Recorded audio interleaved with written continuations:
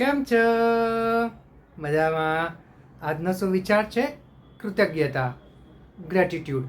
આ સુવિચાર ખૂબ જ સરસ રીતે મેં લખ્યો છે, એટલે કે નિલેશ દુધિયાએ લખ્યો છે. ગ્રેટિટ્યૂડ, કૃતજ્ઞતા. કૃતજ્ઞતા કેટલો સરસ મજાનો શબ્દ છે. મારી જાણકારી પ્રમાણે જે હું સમજું છું, તે જાણું છું, તે પ્રમાણે મને એવું લાગે છે કે આ જે કૃતજ્ઞતા જે વર્ડ છે, જે શબ્દ છે, તે મહાન અભિગમથી આવ્યો છે. જ્યારે મહાન અભિગમ ભેગો થાય છે ત્યારે તે કૃતજ્ઞતામાં પરિવર્તે છે. અભિગમને આપણે બીજા શબ્દમાં એટીટ્યૂડ કહીએ છીએ. એટલે જ્યારે કોઈ વ્યક્તિ કંઈક મોટું મુકામ હાંસિલ કરે છે, મોટી જગ્યાએ પહોંચે છે, પોતાનું ધાર્યું કરે છે, પોતાનું મનમાન્યું કરે છે, ભલે તે સાચું હોય છે, એમાં કંઈ ખોટું તો છે જ નહીં, પરંતુ સામેની જે વ્યક્તિ હોય છે તે એના માટે એવું વિચારવા માંડે છે કે આ ભાઈને તો ઘણો એટીટ્યૂડ આવી ગયો છે, આ ભાઈનો અભિગમ બરાબર નથી.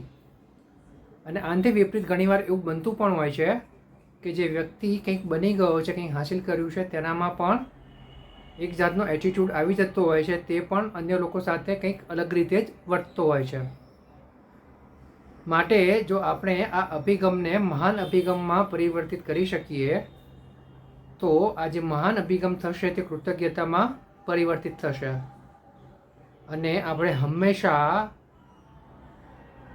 બીજા લોકો પ્રત્યે કે જે લોકોએ આપણને કંઈક શીખવાડ્યું છે, કંઈક મદદ કરી છે, કોઈ જગ્યાએ કામમાં આવ્યા છીએ, આ સિવાય જે કુદરત છે, જે ભગવાન છે, જેમણે આપણને વગર કહીએ ઘણું બધું આપ્યું છે, આપણી સાર સંભાળ રાખી છે, તો બધા પ્રત્યે આપણે કૃતજ્ઞતા વ્યક્ત કરવી જોઈએ.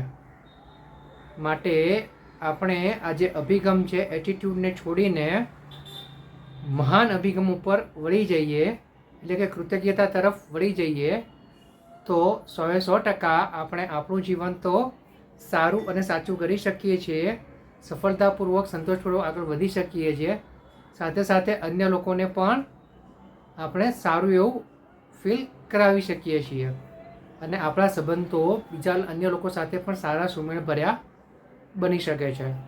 જરૂર છે એટીટ્યૂડને, અભિગમને બદલવાની અને તેને કૃતજ્ઞતામાં એટલે કે ગ્રેટિટ્યૂડમાં પરિવર્તિત કરવાની.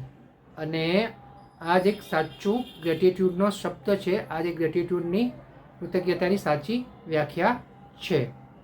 Thank you.